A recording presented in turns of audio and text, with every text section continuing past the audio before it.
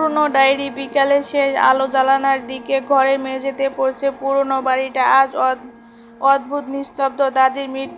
দাদির মৃত্যু প্রায় 6 বছর ধরে ঘরটা তালাবন্ধ ছিল।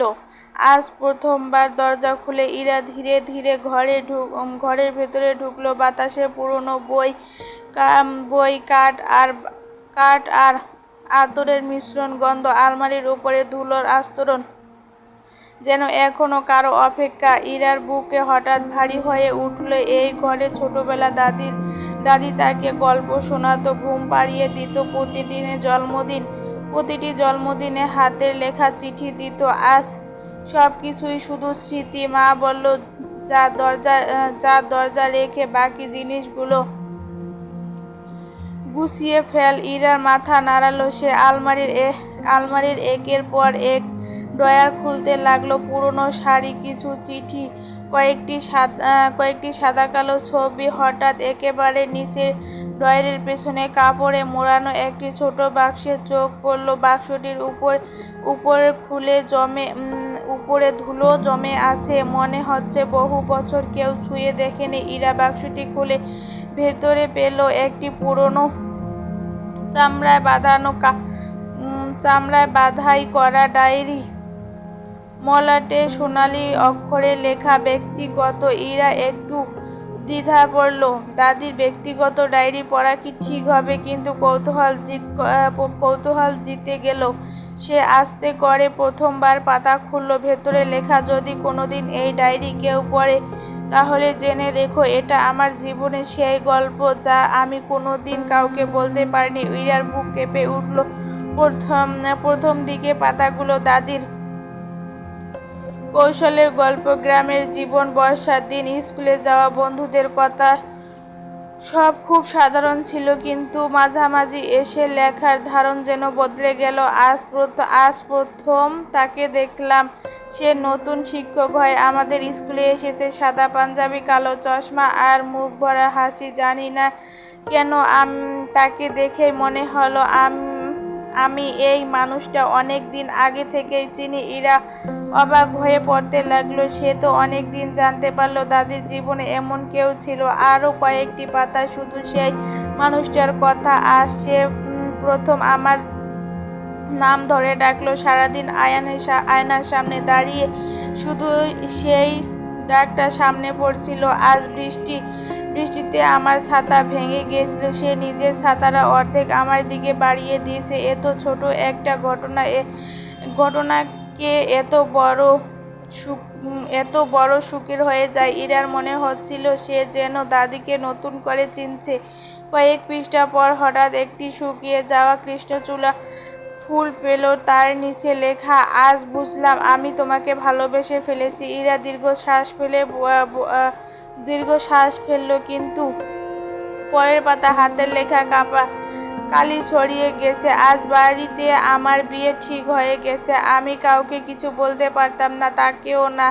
ইরা চোখ ভিজে উঠল। তারপর পাতাগুলো শুধু নীরবতা, কিছু অসমাপ্ত বাক্য, কিছু আশ্চর্য দাগ, আর একটি লাইন, আমি সারা জীবন একজনকে ভালোবাসি, কিন্তু কাউকে বলিনি। ইরার হাত থেমে গেল। তার মনে একটা প্রশ্ন, তাহলে দাদি কি দাদুকে ভালোবাসতো না? ডায়েরির একদম শেষ পাতায় ভাঁজ করা একটি। ইরা ধীরে ধীরে খুলল।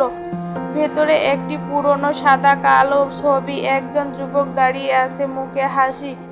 ছবির পেছনে লেখা, যদি অন্য কোনো জীবনে দেখা হয়। ইরা ছবিটি দেখে জমে গেল। এই মানুষটিকে সে কোনোদিন দেখেনি।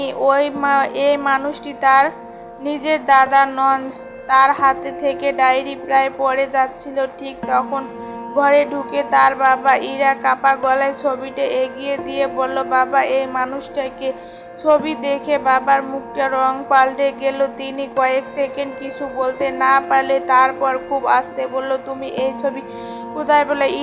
ইরা ডায়েরির দিকে ইশারা করলো। বাবা ধীরে ধীরে বিছানায় বসে পড়ল। তার চোখ ভিজে উঠল। তিনি ফিসফিস করে বলল, তাহলে মা শেষ পর্যন্ত সত্যিটা লিখেই গিয়েছেন। ইরার বুক ধক করে উঠল। তার মনে হচ্ছিল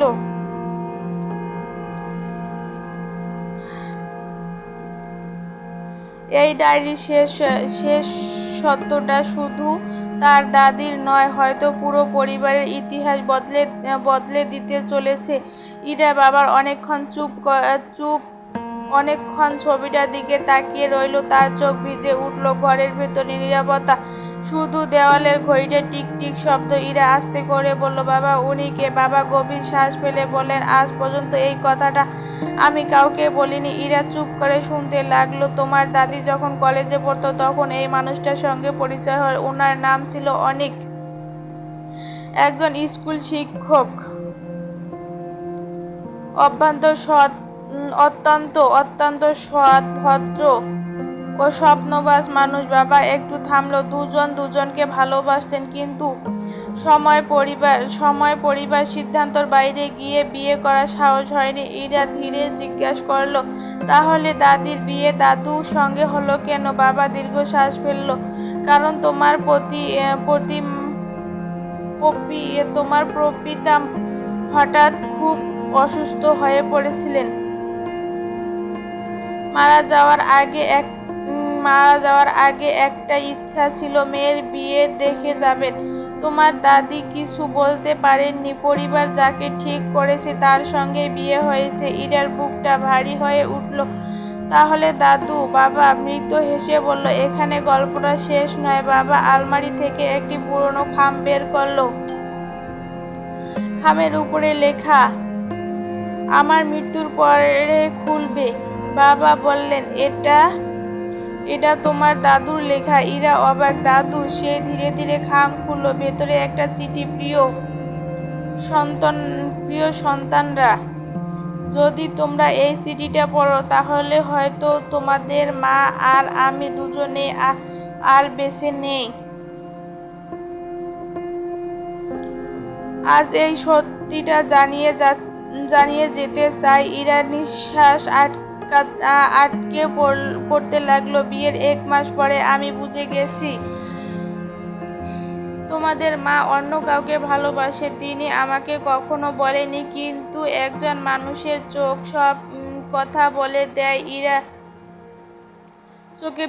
চোখ বিস্ময় বড় হয়ে গেল। একদিন ঘর গুছাতে গিয়ে এক ডায়েরি পড়ে ফেলেছিলাম। হ্যাঁ, আমি সব জানতাম। ইরা অবাক। দাদু সব জানতো? চিঠিতে আরো লেখা ছিল, প্রথমবার খুব কষ্ট পেয়েছিলাম, মনে হয়েছিল আমি হেরে গেছি। তারপর একদিন বুঝতে পারলাম ভালোবাসা জোর করে পাওয়া যায় না। আমি কখনো তোমাদের মাকে এই প্রশ্নটা করিনি, কারণ আমি জানতাম তিনি কর্তব্য থেকে আমার স্ত্রী, কিন্তু মন থেকে অন্য একজনকে ভালোবাসেন। ইরার চোখ জলে ভেসে গেল। তবুও একটা কথা আমি গর্ব করে বলতে পারি, তিনি আমাকে কোনোদিন অসম্মান করেনি। সংসারের প্রতিটা দায়িত্ব পালন করেছে। আমাদের সন্তানগুলোকে মানুষ করেছে। আমার অসুস্থ সময়ে দিনরাত পাশে ছিলেন। হয়তো তিনি আমাকে প্রেম দিতে পারেনি, কিন্তু এমন সম্মান, যত্ন, দায়িত্ব দিয়েছেন যা অনেক ভালোবাসার চেয়ে বড়। ইরা কাঁদতে লাগলো। চিঠির শেষ অংশে লেখা, আর অনেক তোমাদের মায়ের প্রথম ভালোবাসা। আমি তার উপর অনেকদিন রাগ করিনি, কারণ মানুষ তার হৃদয়কে আদেশ করতে পারে না। তোমাদের মা জানে না আমি একবার অনেকের সঙ্গে দেখা করেছিলাম। ইরা থমকে গেল। কি দাদু আর অনেকের দেখা হয়েছিল? চিঠিতে লেখা, আমি তাকে শুধু একটি কথাই বলেছিলাম, ওকে আর খুঁজবেন না, ও এখন আমার পরিবারের সম্মান। তিনি হাসি মুখে বলেছিলেন, আমি কোনোদিন ওর জীবন নষ্ট করতে চাইনি, শুধু যেন সুখে থাকে। সেদিন বুঝলাম সত্যিকারের ভালোবাসার মানুষ সব সময় কাছে পাওয়ার নয়, কখনো কখনো দূরে সরে গিয়েও প্রিয় মানুষটার সুখ কামনা করা যায়। চিঠির একেবারে নিচের লাইন, তোমাদের মাকে কোনোদিন দোষ দিবে না। তিনি খারাপ মানুষ ছিলেন না, তিনি শুধু একজন মানুষ ছিলেন। যার হৃদয়ে দুটি অসমাপ্ত গল্পর সঙ্গে বেঁচে ছিল। তোমাদের বাবা। ইরা আর নিজেকে ধরে রাখতে পারল না। সে ডায়েরি আর চিঠি দুটোই বুকে জড়িয়ে কাঁদতে লাগলো। তার বাবা আস্তে করে বলল, জানো, তোমার দাদি শেষ জীবনে প্রতিদিন তোমার দাদুর ওষুধ নিজের হাতে খাইয়ে দিত। আর দাদু প্রতিদিন রাতে ঘুমানোর আগে তোমার দাদির মাথার তেল মালিশ করে দিত। ইরা অবাক হয়ে তাকালো। বাবা মৃদু হেসে বলল, সব ভালোবাসা প্রেম দিয়ে শুরু হয় না। কিছু ভালোবাসা দায়িত্ব পালন করতে করতে জন্ম নেয়। সেদিন সন্ধ্যায় ইরা দাদু দাদির কবরের সামনে দুটো গোলাপ রেখে এলেন, একটি সাদা একটি লাল। সে আস্তে করে বললেন, এটি প্রথম ভালোবাসার জন্য, আর একটি শেষ পর্যন্ত থাকার মানুষের জন্য। হালকা বাতাস দুটি গোলাপের পাশাপাশি দুলছে। ইরার মনে হলো হয়তো কোথাও কোনো অজানা আকাশের নিচে অনেক দাদু আর দাদু তিনজনের মনে আর কোনো অবিরাম নেই। কারণ জীবনের সবচেয়ে বড় সত্যিটা হলো সব প্রেম বিয়েতে শেষ হয় না। আর সব বিয়ে প্রেম দিয়ে শুরু হলেও সম্মান, বিশ্বাস আর যত্ন এক সময় তাকে ভালোবাসার সবচেয়ে সুন্দর রূপে পরিণত করতে পারে।